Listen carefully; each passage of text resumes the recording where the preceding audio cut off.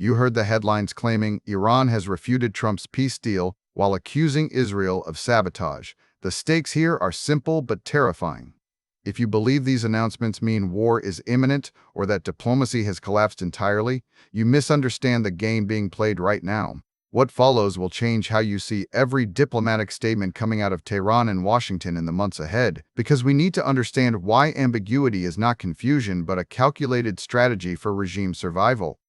Let us look at what actually happened when Iranian officials said they reached conclusions on large portions of issues, yet refused to confirm an imminent signing ceremony. On the surface, this sounds like diplomatic stalling or perhaps internal disagreement within the Iranian leadership.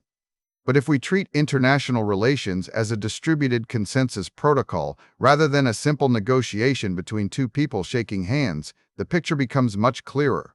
The statement functions exactly like a soft state in systems design where partial agreement signals are broadcast to maintain external leverage without committing to a final state that could trigger catastrophic failure modes later. Here is the thing about how modern regimes survive sanctions and political pressure. They do not rely on perfect agreements or total transparency because those conditions invite exploitation by adversaries who can wait for a single misstep.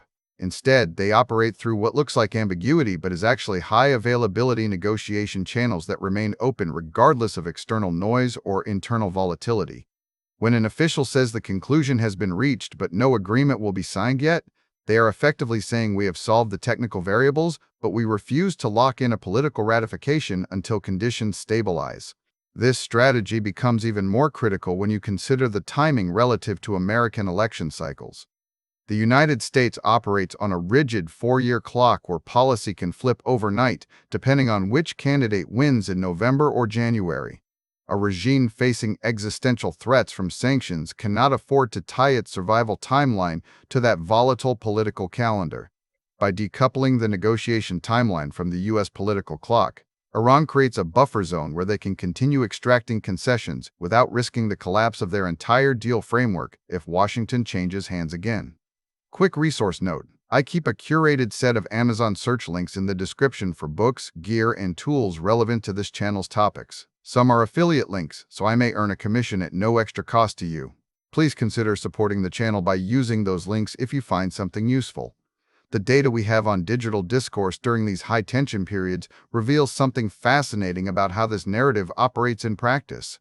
Analysis of public sentiment across platforms shows that when official statements contain phrases like "large portion of issues resolved," there is a measurable correlation with reduced market volatility and stable oil prices, even though the underlying diplomatic situation has not fundamentally changed. This suggests the audience for these statements includes investors and regional allies who are listening more closely to the structure of the language than the specific promises being made. Now consider this mechanism where Iran uses accusations of U.S. unreliability and Israeli sabotage as a defensive authentication layer. When negotiations hit an impasse or when external pressure mounts, the regime can frame any failure not as a result of their own mismanagement, but as inevitable attacks by hostile actors. This insulates the leadership from the political fallout if a deal does collapse because they have already established that the other side is actively working against them rather than simply being unwilling to compromise. It transforms what could be seen as diplomatic incompetence into evidence of external aggression, preserving internal cohesion and regime stability regardless of whether an agreement gets signed or not. The disconnect between technical resolution of variables and political ratification reveals a fundamental failure mode in how U.S. diplomats often approach these negotiations. American officials frequently mistake the completion of detailed working groups for the readiness to sign final documents because their own system values clear endpoints and binary outcomes. They expect that once every variable is solved, an agreement must follow immediately. Iranian negotiators exploit this trade-off by extracting maximum concessions on technical points while simultaneously delaying political ratification indefinitely until they feel secure enough to lock in terms without fear of immediate reversal. This creates a scenario where the negotiation process itself becomes more valuable than any final document that might emerge from it. As long as talks continue, sanctions remain suspended or partially lifted, and oil exports flow through regional channels with reduced risk. The moment an official agreement is signed, however, all those levers could be pulled back instantly by a new administration in Washington. By refusing to sign while claiming progress has been made, Iran maintains the status quo of partial relief without exposing themselves to total reversal if political winds shift.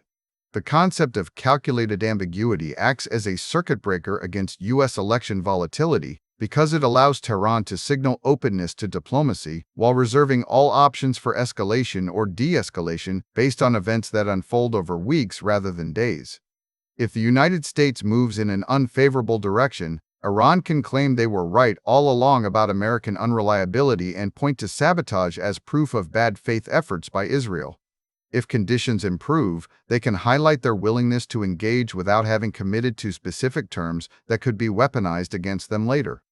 This approach mirrors how complex distributed systems maintain integrity in the face of network instability or malicious actors. The system does not crash when a node fails because it reroutes traffic through shadow networks and maintains core functionality even as external signals become noisy or contradictory. Similarly, the Iranian regime routes internal dissent and external pressure through narratives of sabotage to preserve the core leadership's position, regardless of whether diplomatic breakthroughs occur or fail. The real insight here is that we should not interpret these statements as signs of impending peace or imminent war, but rather as evidence of a sophisticated survival strategy designed for long-term endurance in an adversarial environment. The ambiguity is not a bug in their system. It is the primary feature that allows them to navigate between extreme risks without collapsing under pressure from either side. Understanding this shifts our entire perspective on what constitutes success or failure in these negotiations, because we stop looking for binary outcomes and start recognizing the strategic value of maintaining perpetual motion within the diplomatic channel itself. Thanks for watching all the way to the end. I am a one-person team working hard to make each video better than the last. Subscribe if you found value. It is the best way to show support. Drop a comment with your biggest takeaway. See you in the next video.